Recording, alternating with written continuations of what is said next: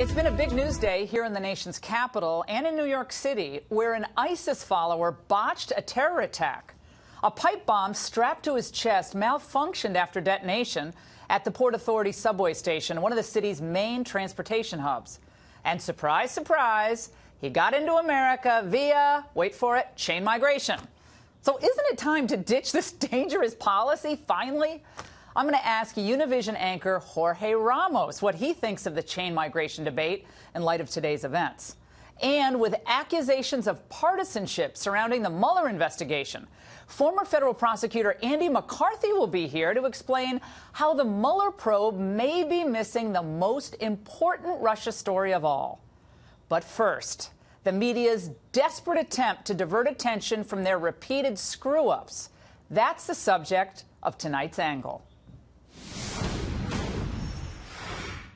It wasn't just another fake news story attempting to tie President Trump to Russia. CNN's disgraceful reporting of last week seems like a watershed moment, a blatant example of the establishment media's reckless coverage of the so-called Russia collusion story. On Friday, you'll recall CNN reported that WikiLeaks tried to share hacked documents with the Trump campaign and Don Trump Jr. back in September of 2016. And that report was quickly picked up by other news organizations. But it turned out those documents had already been made public, and the dates of the Don Jr. emails reported by CNN were false. The bombshell quickly blew up in CNN's face. CNN never retracted the story, but took 5 hours to post a correction after it was debunked. On Sunday, the host of CNN's Reliable Sources, Brian, a.k.a. Shoeless Stetler, refused to explain how the network got the story so wrong. Instead, what he did is he trotted out that old Watergate dinosaur, Carl Bernstein, and the perpetual Trump critic, David Frum, who both ignored the question of how CNN botched the story. Though they did revert to the CNN party line, and, well, they just attacked the president. The sources weren't trying to trick the reporters. The sources were just mistaken. But that mistake obviously caused a black eye for CNN. Journalists make mistakes.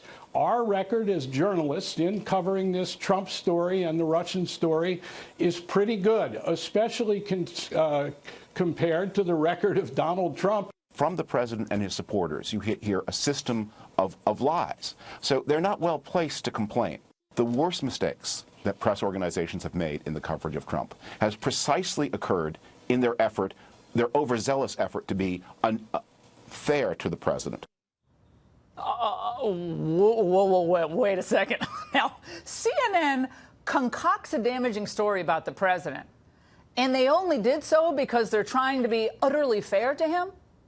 I'm not following any of this. I need to buy a major vowel or two.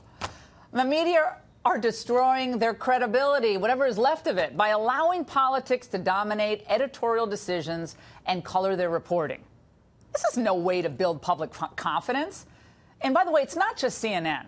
ABC's Brian Ross reported that candidate Trump instructed Michael Flynn to reach out to the Russians when it was actually President-elect Trump. Oops. The Washington Post reporter, Dave Weigel, let's not forget him, he tweeted a photo from the Trump rally in Florida on Friday showing lots and lots of empty seats. Didn't look good. Turns out he took the picture before the audience had actually entered the arena. That's cute. He did apologize later. But not surprisingly, polls show the American public is losing faith in how the media are covering Trump. A Quinnipiac poll last month found 58% of American voters disapprove of the way the media covers the president, while only 38% approve. 53% of voters said the media focuses too much on negative stories about Trump. So the media's answer today? More negative stories about Trump. Well, in an attempt, I think, to revive some of their flagging ratings and maybe distract from their own journalistic and sex abuse scandals, the networks dragged out Trump accusers again. The president, of course, has denied these allegations, but that didn't stop Megyn Kelly from showcasing them on her own struggling morning show. So much for her staying out of politics. Wasn't that she said she was going to do? Well, they then held a press conference sponsored by a Soros-backed group called Brave New Films. peel back the curtain a little bit, Brave New Films describes itself as a quick strike media company that has produced a string of liberal documentaries. Establishment media tripped over themselves to take the bait and turned today's White House press briefing into a total circus. Jim? If I may, though, I was going to ask a question about something else. Well, you used it on something else. Jim? Sarah, if I may, Sarah, Not today. We're going to keep moving, guys. if I can ask about the president's accusation. Have you ever been sexually harassed, and do you understand, and I'm not saying by the president, I'm saying ever. This is spinning, and it's focused on him now. And he's addressed it directly to the American people. It's coming up new and afresh, and more people are now speaking out. April, I'm going to keep moving. I understand, but but will will the cover as many of your president address colleagues the today. nation on this? So this is a huge issue, Sarah. Yeah, North Korea, all this. But this is a huge issue. Yeah, it's a huge issue for a media obsessed with driving Trump from office at all costs. Well, now, on the day before the Alabama Senate election, as we predicted last week when Democrats ran Al Franken out of the Senate without so much as a scheduled hearing, Senator Kirsten Gillibrand is calling for President Trump to resign from office. This is a craven attempt to weaken the president with these choreographed allegation parades. But, my friends, they won't work. But at least now it's easier to see with whom certain media organizations are colluding and to what end. And that's the angle.